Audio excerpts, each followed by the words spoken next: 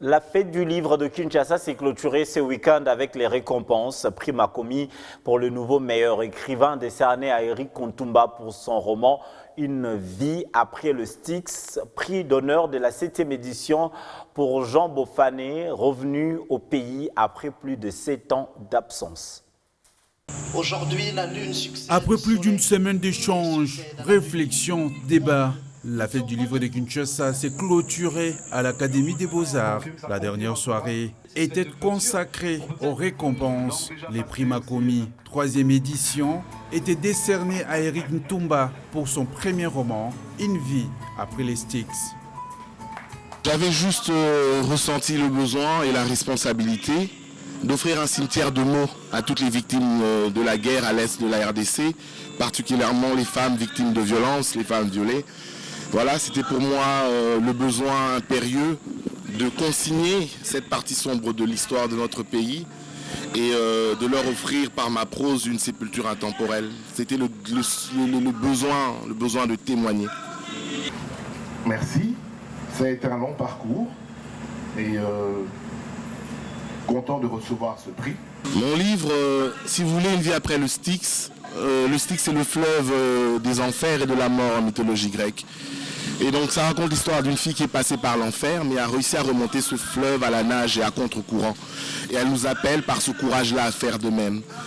Elle va être violée, elle va tomber enceinte, elle va devenir séropositive, mais elle va choisir de porter la vie, de donner la vie. Et elle appellera son enfant à naître Kylia. Donc en filigrane, c'est aussi le douloureux processus d'accouchement de la paix pour la RDC, pour les Grands Lacs. Et le Styx, au-delà d'être le fleuve des enfers, lorsqu'on regarde ça différemment, c'est aussi le fleuve de l'invincibilité. Et je pense qu'en tant que pays, on a collectivement atteint le fond. On est, si pas dedans, en tout cas pas loin d'une situation d'enfer. Et le fait d'être passé par là doit nous permettre à nous d'atteindre le statut d'invincible, un peu comme Achille, et de reprendre notre rang sur la scène internationale, dans la région et en Afrique. Bravo, bravo, et magnifico. Pour les prix d'honneur, la fête du livre a honoré une grande voix de la littérature congolaise revenue au pays après plus de 7 ans d'absence, Nkoli Jean Bofane.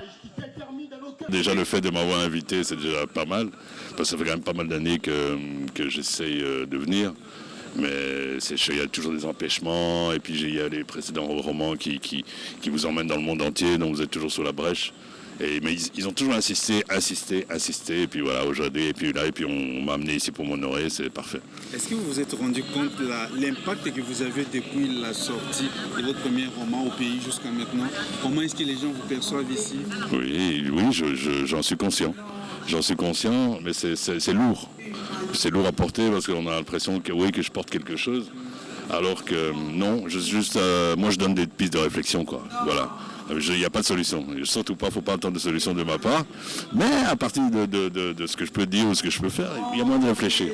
Ce sont des âmes qui dansent dans les fosses communes. La soirée de clôture était au rythme du slam.